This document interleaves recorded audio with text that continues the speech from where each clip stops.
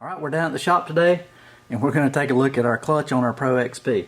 I've done a video on this in the past, but I'm going to show you how I take care of my clutches. This is my third RZR, so stay tuned and I'm going to show you how to make this last as long as possible and have very few problems with your clutch and belt.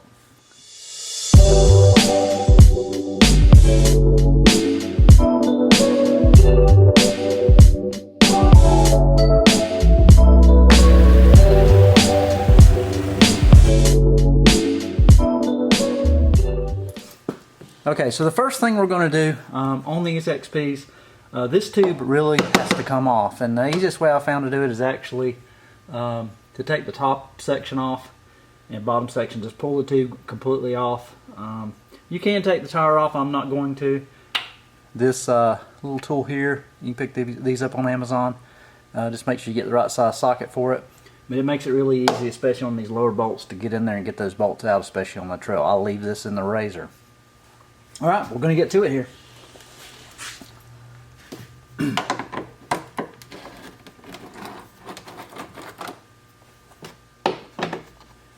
And as you can see, this makes it just so much easier, even than having a ratchet or anything else.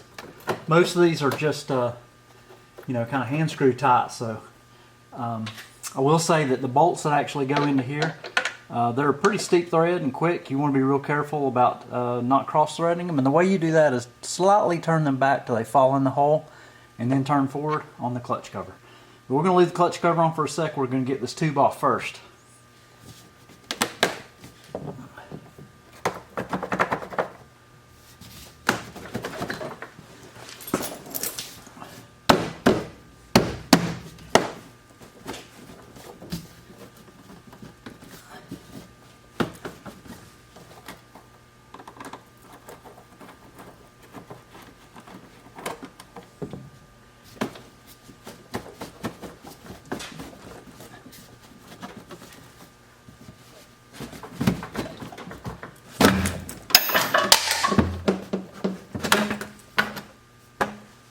Alright, so we got the tube off now. Get some light back here. Unfortunately, my tool came and knocked down our light. One thing that you can do to kind of gauge how bad it is, this one doesn't look, well, it's pretty dirty. So you can look through now and see, just going to kind of get you what we're looking for. You've got dust, belt material, etc. inside of this clutch cover that you want to get cleaned out. You don't want to leave that, you know, running over and over. Basically, these clutches are dry. There's really no lubricant on a lot of the wear surfaces. So the more of that dust you leave in there, especially if you have like a Kevlar belt, the worse off it is, because you end up with a lot of really abrasive material around. And the cleaner you keep this, the longer it's going to last. And that includes your belt, your clutching, your sheaves, everything. So we're going to pull this off now.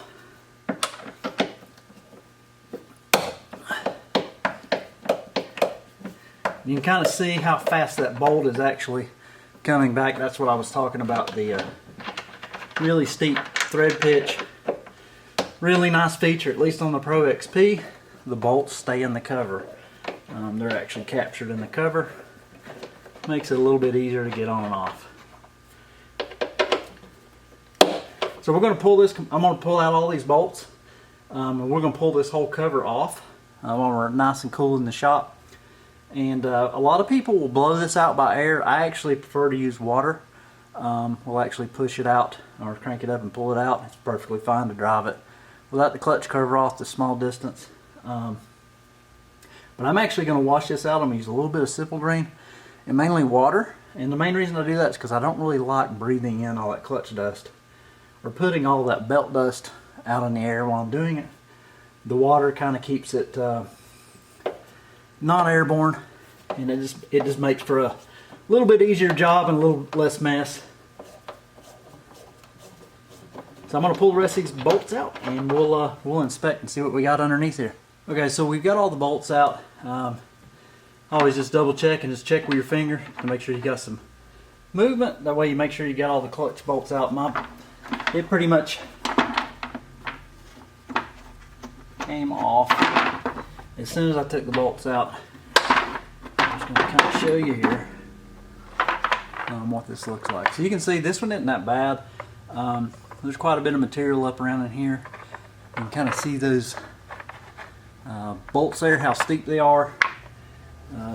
It does screw into aluminum, but it is a really steep thread. Just real quick, I'm going to kind of take a lot. I'm going to inspect a couple of things. Really don't have any sheave damage. Everything looks good. One thing to always check is just make sure that your bolts are still intact and they're not turning by hand. Especially these, the primary bolt and this bolt, the primary more so than this, have been known to back out. So always check that as well. I really don't see any things with the belt. I'm not going to do a whole lot pushing on it because I want to see where the belt is resting. Best way to do that is actually just to take your cell phone out, put it in camera mode, and use it as a little seeing eye. So basically I'm just going to take the take a quick photo. Let's take a look at that and see how that turned out. So we look pretty good. A little bit off, but not anything I'm really going to worry about as far as shimming. But what we're looking for is that the belt is not touching the sheaves on either side. It's pretty much centered on one side, centered on the other. That's probably where just from where I was kind of pressing on the belt. The best way to do this, I always just check it. The big thing that prevents is if you're sitting idle, if there's a misalignment, it'll actually start turning the secondary when the secondary shouldn't be turning. When that belt is centered on that bearing, not touching a sheave, you shouldn't have really any force pulling on this secondary. If it's not aligned, it causes the issue. The way you fix that is you can add or subtract shims on here. I'm good, but it's always something good to check. Even something good to check if you just do something as simple as replace the belt. I know a lot of times that happens out on the trail, but you can always check it when you get back. So we've got all this off now. I'm basically going to move everything out of the way. I'm going to back it out, and we're just going to wash this out real quick. And again, I'm just going to use some simple green. I'm not going to run this wet. I'm actually going to take the air compressor and just blow it dry to get all the water out that may get into areas. Where that water really helps is it gets down into these clutch areas where you have, plastic sliding aluminum on your towers. It really gets all of that gunk out of there and keeps that good and clean. It makes it last a lot longer. But I'm going to go ahead and do that and kind of show you the end result, and we'll get this clutch cover back on. That should make this last. Like right now, I've got a little over 1,000 miles on it. This is what it looks like. This is a stock belt, stock shims, stock primary, stock secondary. Absolutely no issues on a Pro XP turbo machine. And if you've watched some of my previous riding videos, this thing's running pretty hard. So I think it just improves the life of the machine, improves the life of these very expensive parts. So let me get this backed out. I'm going to wash it real quick, and I'll pull it back in the shop, kind of show you the end result, and we'll get the clutch cover back on.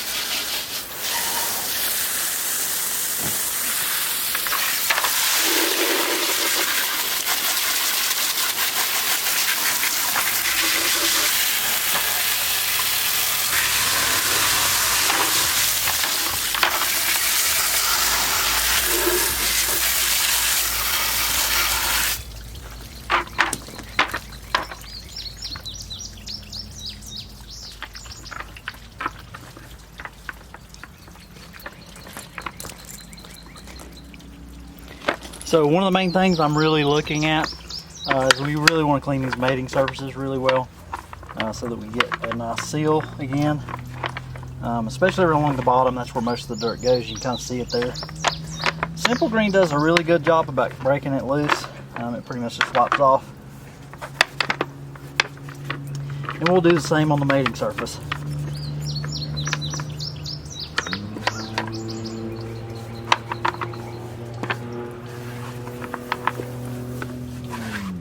You can kind of see there's not a whole lot left after the Simple Green and spray, so this does a really good job about getting it good and clean. Okay, we're going to pull it back in the shop real quick, and I'm going to apply some compressed air, get that blown out, make sure we get everything dry before we reassemble it. Okay, so we've got everything more or less dry. All the big moisture points are out.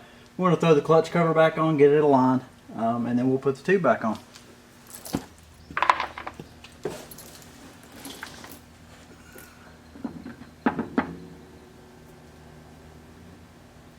And I will say the Pro XP is exceptionally easier to get the clutch cover back on. Just because there's more room, it's got alignment pins, it's got two little posts, it's got a post here on this side and a post on that side to do the alignment. You kind of see there how I'm screwing the screw backwards and getting it seated before I actually turn it in. I'm just going to go around and do that in several locations.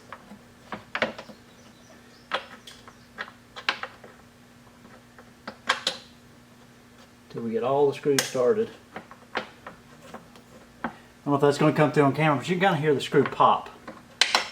You kind of want that pop and go just a little bit further than the pop, and the screw should screw in really easy. You want to make sure you get it in the same thread that you took it out of. Otherwise you're going to end up stripping something that is very difficult to repair.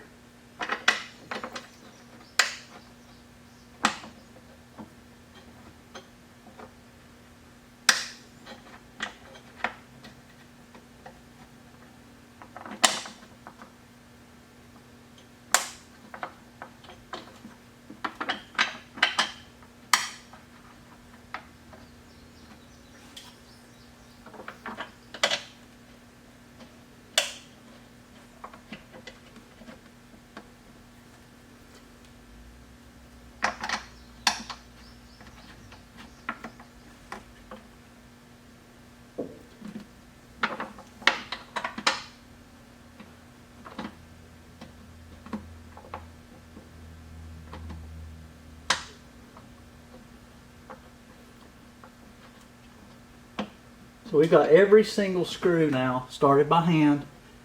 We can turn each one by hand in. But we know we're not going to strip anything out. And what I like to do is I'll kind of start in the middle and kind of fan out this way and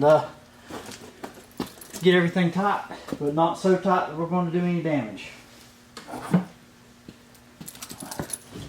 I'm going to actually get a feel of this cover to make sure that we're on the pegs, we're good and sealed. I'm going to hold it tight, and I'm going to start this lower screw.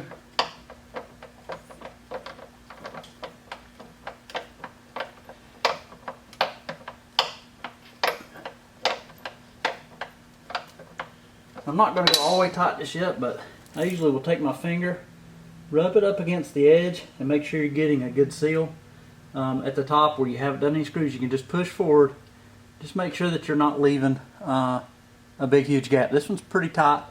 I can tell that it's gonna tighten against the O-ring, and it's not trapped by anything. If you have a little bit of gap and you go through some water, it's gonna fill this up with water and you're gonna have a leak. And water in this is pretty much a showstopper.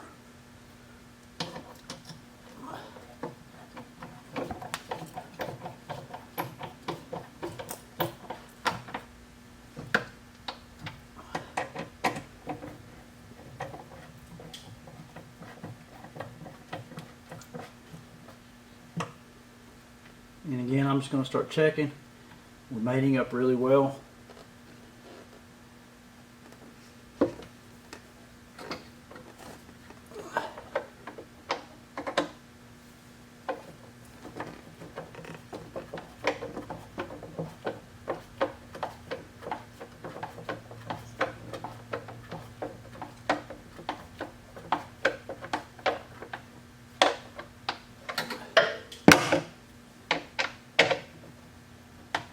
we're just going to go through and tighten that bolt and then extend out to this one.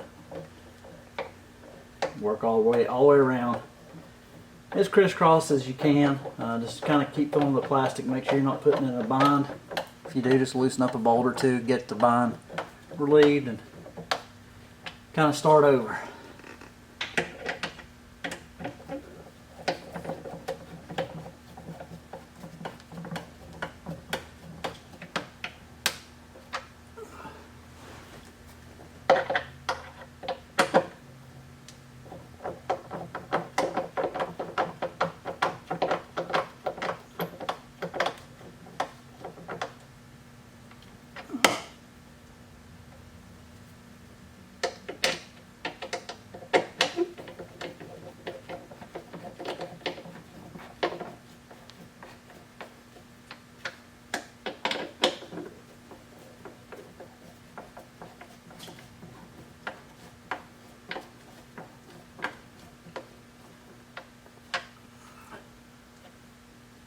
It pretty seals up this side, and now we're going to go over and start working our way on this side.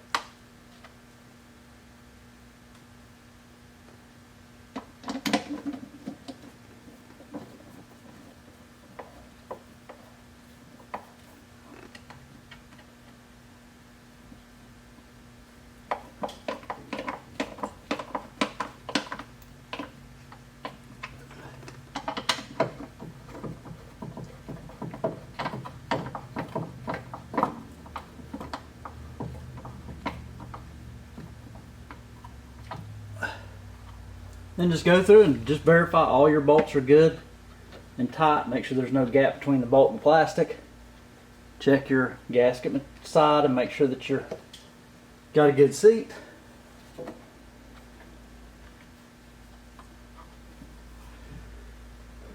And we look good all the way around. So if you notice when I took this off, this takes some force sometimes to get on and off, especially if it's been on there a while. You can use a little bit of silicone or something to pull on and off, or you can just brute force it. I usually just brute force it because that's what I'm going to have to do anyway if I'm out on the trail. So I'm kind of just getting used to yanking on it. This side we cleaned. This side up here we did not remove. So I'm just going to take a rag. I'm going to go up and try to clean this as well as I can before we assemble it. Last thing we want to do is suck any more dust down into the clutch cover that we just cleaned out. And this is sometimes kind of tricky to get it on. Sometimes it's easier to actually put the bottom on and then just kind of stretch it down. And then other times it's easier to put the top on a little ways and try to push it up far enough to get it on the boot. But I'm going to try the bottom one this time and see how that goes.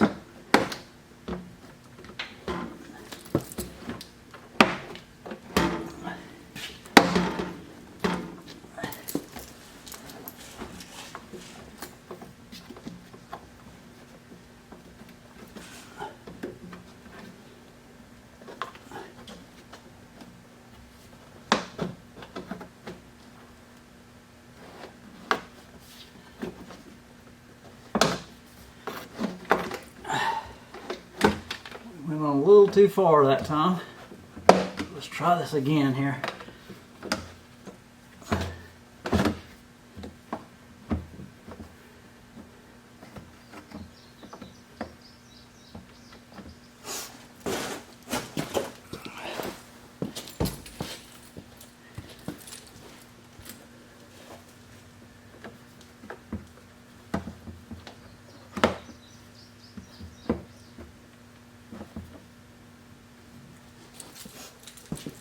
I'm going to use this little trim tool here, try to catch the top of the boot. Hopefully make it a little easier to get on.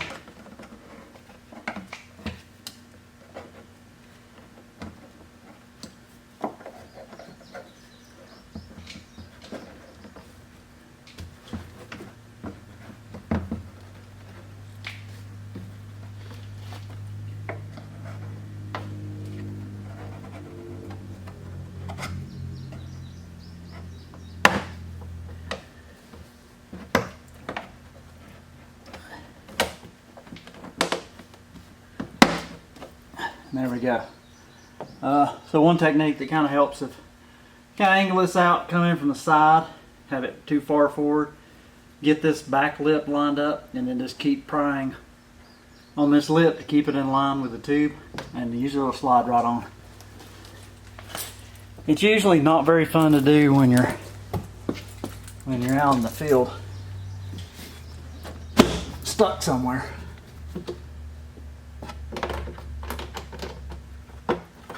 We're just going to tighten these back up.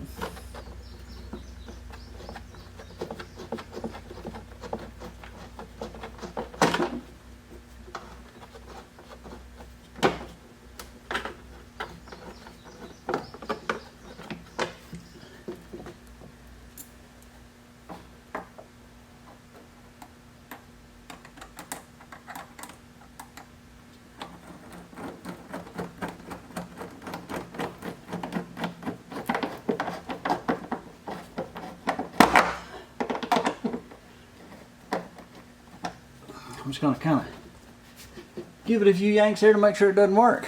So that's basically it. Hopefully, if you got an XP, kind of gives you an idea how to get this clutch cover off. While you may want to take it off and clean it out, it's really easy to do. I have probably cleaned this out probably twice a year since I've owned the machine, so 1,000 miles. And you can kind of see between the last time and this time, it really wasn't that dirty. If you take one of these machines and you never clean it out until the belt actually breaks, you may have 2,000–3,000 miles on it. And by that time, usually it's wore out the clutch.